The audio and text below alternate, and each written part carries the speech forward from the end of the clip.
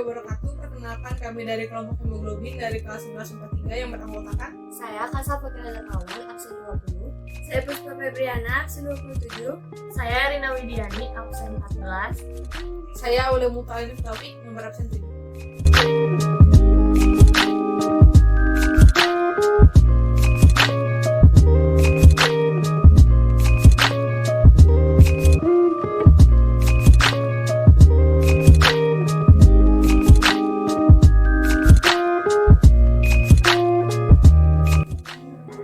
Di sini saya akan menjelaskan materi mengenai transfusi darah.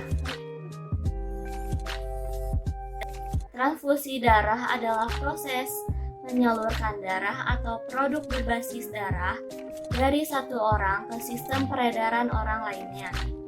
Adapun tujuannya yaitu untuk menyelamatkan jiwa yang dilakukan pada kondisi medis. Misalnya, kehilangan darah dalam jumlah besar akibat dari operasi, serta dapat digunakan untuk mengobati anemia berat dan trombositopenia.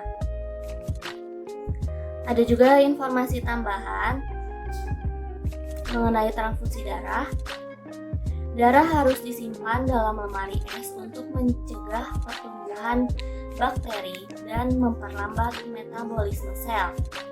Yang kedua, transfusi dilakukan 20-30 menit setelah unit darah atau kantong darah dikeluarkan dari lemari tempat penyimpanan agar pasien tidak menggigil. Sebelum proses transfusi, rincian pribadi pasien dicocokkan dengan darah yang akan ditransfusi. Gunanya mengurangi resiko reaksi transfusi.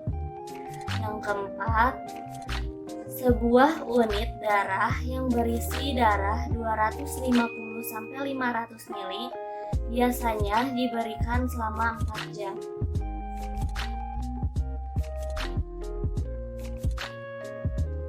Orang yang memberikan darah disebut donor. Orang yang menerima darah disebut resipien. Selanjutnya, pada transfusi darah diberikan, plasma darah dari donor diencerkan oleh plasma darah resipien, sehingga aglutinin atau antibodi donor tidak dapat menyebabkan aglutinasi atau penggumpalan. Namun, aglutinogen atau antigen pada donor sangat penting dalam transfusi. Jika golongan darah donor tidak cocok dengan golongan darah resipien, maka aglutinin atau antibodi plasma darah resipien akan menggumpal sel darah donor. Akibatnya, pembuluh darah kecil akan tersumbat dan terjadi hemolisis yang akan melepaskan hemoglobin ke dalam aliran darah.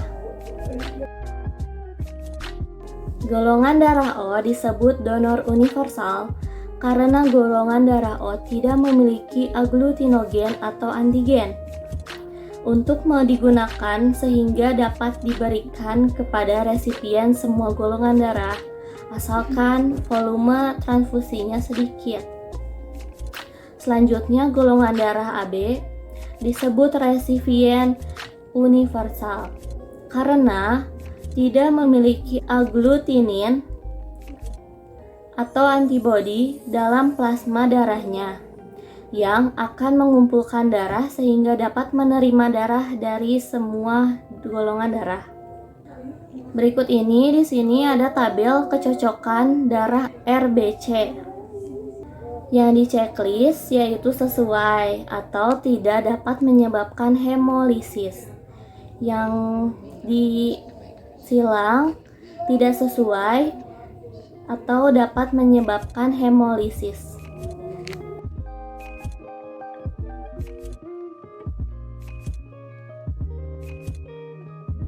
Selanjutnya, saya akan menjelaskan materi tentang peredaran darah kecil dan besar atau pulmonalis dan sistematik.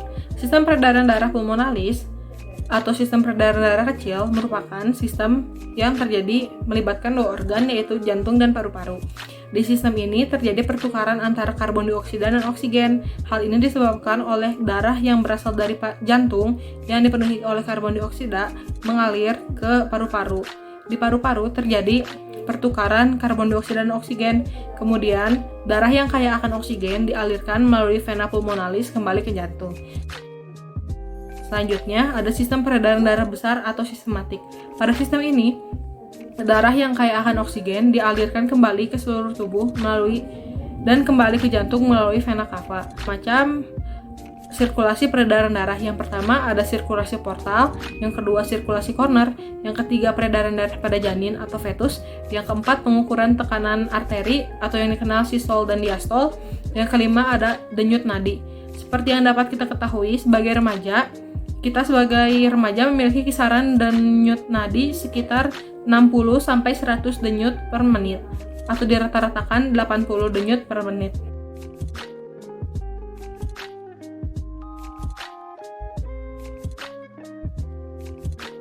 Di sini saya akan menjelaskan mengenai fungsi peredaran darah. Fungsi peredaran darah yang pertama yaitu mengangkut O2 atau oksigen dan CO2 atau karbon dioksida. Darah yang mengandung banyak O2 dari paru-paru akan beredar ke seluruh tubuh untuk digunakan dalam aktivasi sel. Darah yang mengandung banyak CO2 diangkat dari tubuh menuju paru-paru untuk dibuang saat bernafas. Yang kedua, mengangkut nutrisi dan sisa metabolisme. Nutrisi dari makanan yang dicerna pada sistem pencernaan akan diserap ke dalam aliran darah melalui kapiler di villi. Bentuk nutrisi yang diserap meliputi glukosa, asam amino, vitamin, mineral, dan asam lemak. Selanjutnya, nutrisi dalam darah akan diedarkan ke seluruh tubuh sebagai sumber energi dalam metabolisme sel. Proses metabolisme dalam tubuh menghasilkan zat sisa metabolisme. Darah kemudian akan mengangkut zat sisa metabolisme dari sel-sel tubuh ke ginjal melalui arteri ginjal dan hati. Ginjal kemudian akan menyaring zat seperti urea, asam urat, dan kreatinin keluar dari plasma darah dan masuk ke dalam ureter. Dan hati akan menghilangkan toksin dari darah. Sisa metabolisme kemudian akan dikeluarkan dari tubuh melalui sistem ekskresi. Ketiga, yaitu mengangkut hormon. Hormon merupakan zat kimia yang diproduksi tubuh dalam sistem endokrin yang terletak pada hipotalamus otak. Sekresi hormon dari sistem endokrin diedarkan ke organ dan jaringan sasaran bersama aliran darah untuk digunakan sesuai fungsinya.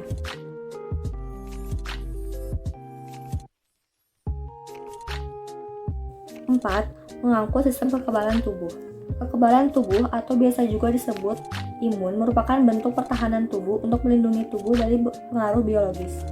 Cara sistem kekebalan tubuh melindungi tubuh adalah dengan mengenali dan membunuh patogen atau mikroorganisme parasit.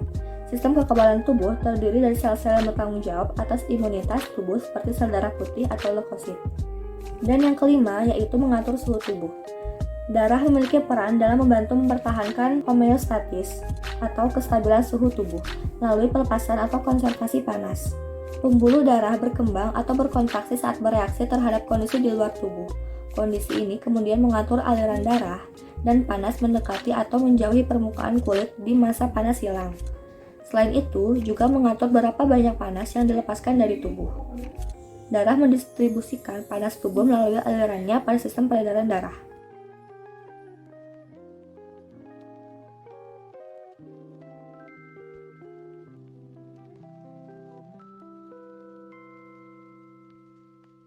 Mekanisme pembekuan darah.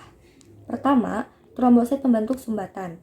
Trombosit bereaksi ketika pembuluh darah rusak atau ada luka. Mereka menempel pada dinding daerah yang luka dan bersama-sama membentuk sumbatan.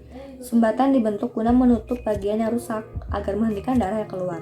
Trombosit juga melepaskan bahan kimia untuk menarik lebih banyak trombosit dan sel-sel lain untuk melanjutkan tahap berikutnya. 2. Pembentukan pembekuan darah. Faktor-faktor pembekuan memberi sinyal terhadap satu sama lain untuk melakukan reaksi berantai yang cepat. Reaksi ini dikenal sebagai kaskade koagulasi. Pada tahap akhir kaskade ini, faktor koagulasi yang disebut trombin mengubah fibrinogen menjadi helai-helai fibrin. Fibrin bekerja dengan cara menempel pada trombosit untuk membuat jaring yang merangkap lebih banyak trombosit dan sel. Gumpalan pun menjadi lebih kuat dan tahan lebih lama. 3. Penghentian proses pembekuan darah. Setelah bekuan darah terbentuk dan pendarahan terkendali, protein-protein lain akan menghentikan faktor pembekuan agar gumpalan tidak berlanjut lebih jauh dari yang diperlukan.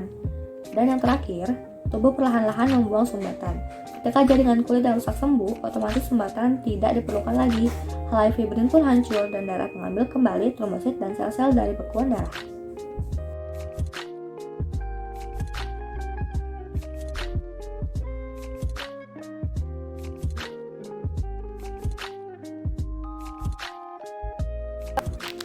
Di sini saya akan menjelaskan tentang teknologi sistem peredaran darah.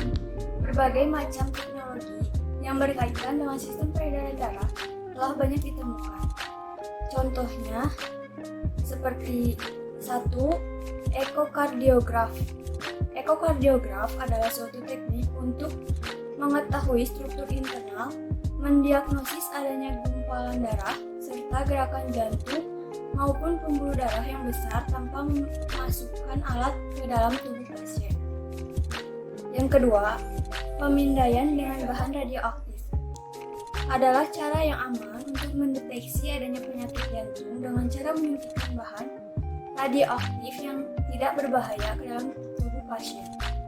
Yang ketiga, operasi bypass atau bedah pintas koroner adalah teknik revaskularisasi atau membuat saluran baru melewati arteri koroner yang mengalami penyempitan atau penyumbatan.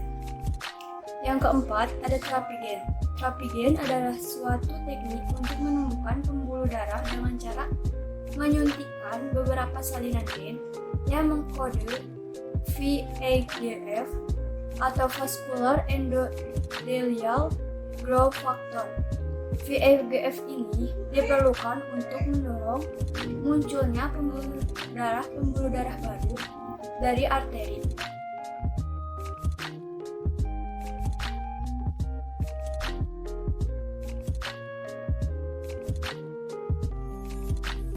Yang kelima, ada angiosplasti. Angiosplasti adalah teknik untuk membuka sumbatan berupa plak timbunan lemak pada pembuluh darah yang tidak parah menggunakan kateter yang dilengkapi dengan balon yang dapat memaksa pembuluh darah terbuka dan plak akan mendorong keluar sehingga darah dapat mengalir kembali. Yang keenam, ada transplantasi jantung. Transplantasi jantung merupakan teknik yang dianggap terbilang paling sukses. Banyak pasien yang antri menunggu kesediaan organ jantung baru, tetapi persediaan organ jantung tersebut masih sangat terbatas. Yang terakhir, ada pacemaker. Adalah alat pemacu detak jantung berupa sebuah perangkat bertenaga baterai untuk menstabilkan detak jantung dengan cara memberi impuls yang berkekuatan ringan.